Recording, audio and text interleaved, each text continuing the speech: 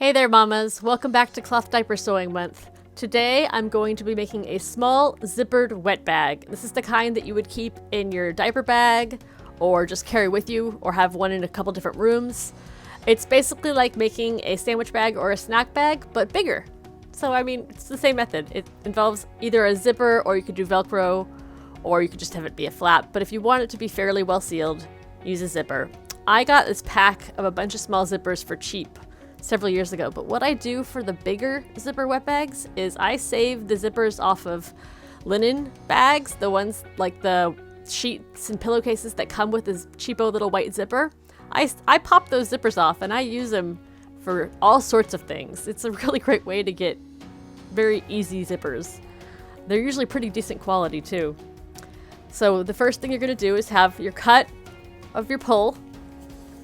This is a thinner pull than I was using in my pail liner, just because it's what I had. I had a nice cut of it already this size, so I thought, hey, I'll make a wet bag.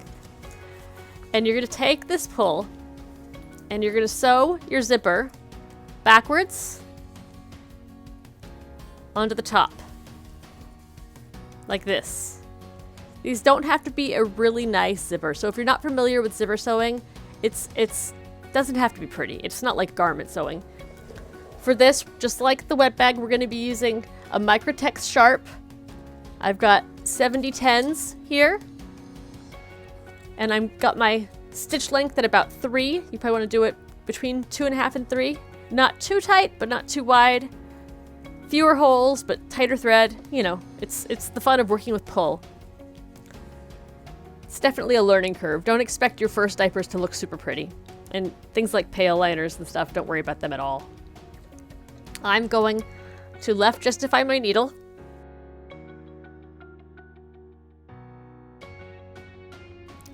And you're just going to set it so that it's up against the zipper fairly close, but not perfect.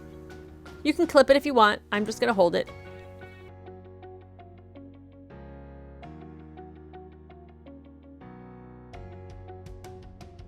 And what I do when I get about an inch away from the top of the zipper is I zip it down. You can keep your needle sunk. And then it's out of the way. You don't need to worry about it pushing against your foot.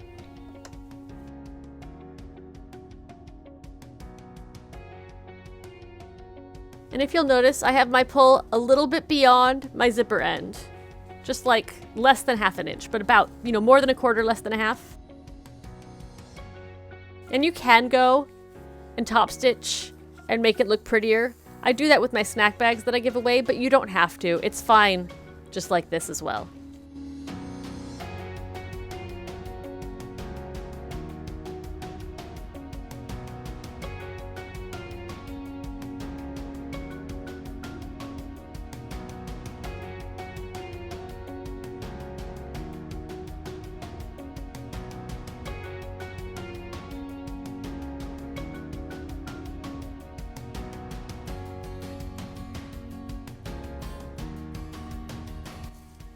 So there are a couple different ways you can do your second side. I've seen some people who open up their zipper and sort of treat it like it's its own piece again. And then when they turn it, it ends up on the right side. So you could do that, or you can just fold it and sew it once down with your zipper foot or fairly close. So you could take it like this and fold a seam here and clip it like that. And then just sew it down. As long as it lines up, it doesn't really matter how you do it. You're just going to want to go slow because you're working with both pull and a zipper. So you've got the stretchy next to the not stretchy.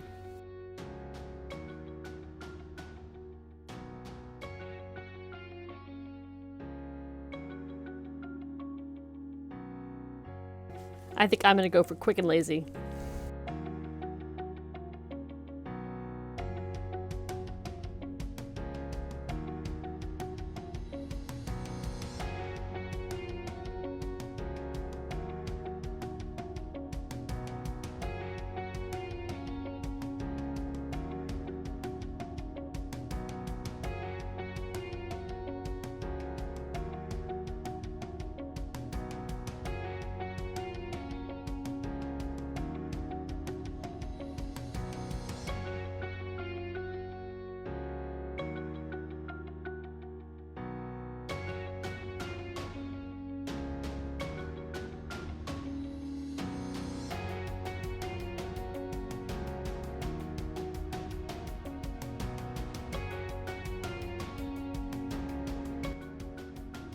So now you've got this little zipper on to pull. It's like a little pouch, but the ends aren't sewn up. I like to have mine open a little bit at the front, kind of like a sandwich bag, but some people do it with a vertical entry at the very top. So you could do it like a purse with the entry at the top and sew it that way, or you can sew it with the front overlapped a little bit. I especially like doing overlapped when I'm doing the medium to larger size wet bags, and then I add a strap after the fact and I sew it onto the side to hang from, and then you can hang it from a towel bar or something like that. And that's pretty nice, but for one that's just a standalone, you can do it like this.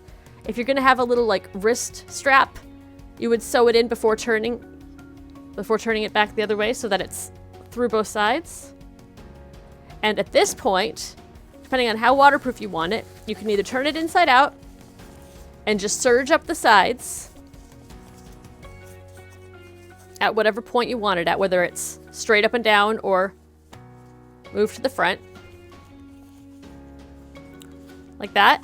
You could also, at this point, just sew it on this side. Or you could do it like with the pail liner, and you can do it sewn the other side first and then turning it twice to make that pretty hidden, more watertight seam.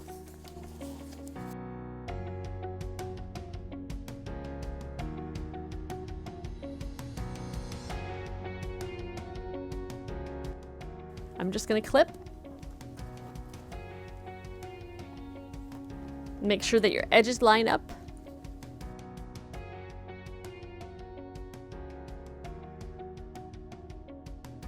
And this is exactly how you make sandwich and snack bags. So if you want a smaller cut, this is just do the same thing to make yourself a waterproof pull sandwich or snack bag. Or you could practice with a woven and make a little no fray sewing machine only sandwich and snack bag for not waterproof things.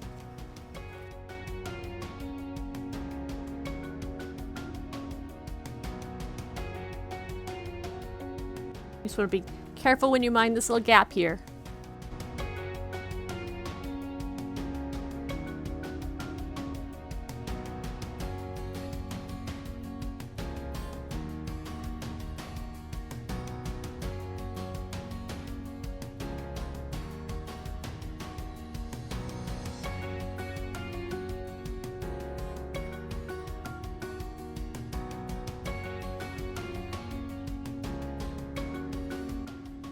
So now at this point, you've got it sewn evenly up both sides. You can see the seam right there.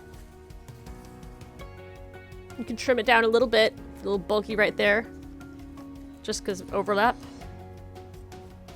You can trim it down quite a lot if you want to. But if you notice, that all lines up with the end of my zipper seam there. So now we're gonna have our zipper at least partway open. You probably want it about 3/4 open. You could do it all the way open if you want to, but you don't need to. You could also pin your zipper together on the other side just to make sure it stays even if you want. So now at this point, you're going to turn it all the way inside out. And this is a stickier pull, so I'm going to go really slow, but you probably could use a Teflon or a walking foot too. That might make it easier for you. It is already a sewn seam, so it won't be as stretchy, so that should help. But get a feel for it, see what works best for you and your pull. So now it's turned inside out. You see your zipper there on the inside. And at this point, we're gonna sew over the ends of the zipper. We're gonna sew inside that turned edge, just like we did on the hanging pail liner.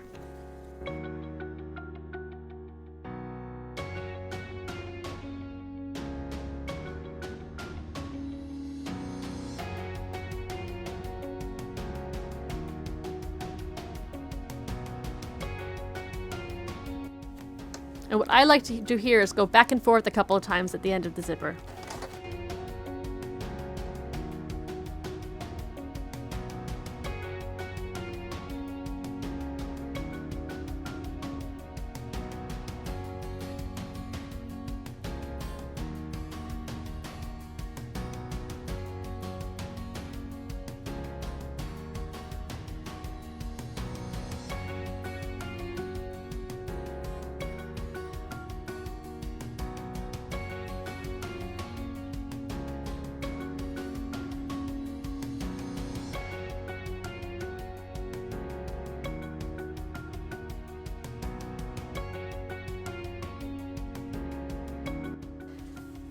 So now that's how that looks inside out.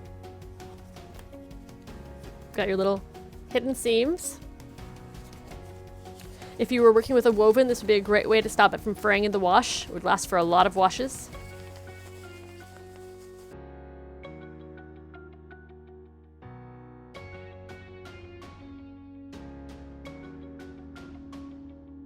There you go. There's your finished wet bag. It's good for 2 newborn size, one size. You can make them bigger or longer or any shape you want. You can take them, like the bigger ones, and you can sew a strap to the corners and have it be, you know, hanging. That's what I often do. You can put a snap on the corner and have a snap-on hanging bag or a snap-on strap. Works really well. And it's super easy to do. And it's thick enough there at the corner already just to take a snap. So that would be a great option to have it be both usable for a hanging one and for a non-hanging one. I think I'll do that.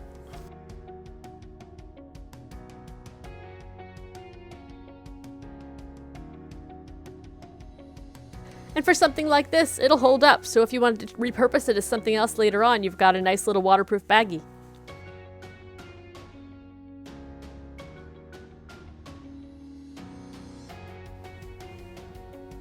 There's your finished small wet bag. Happy sewing!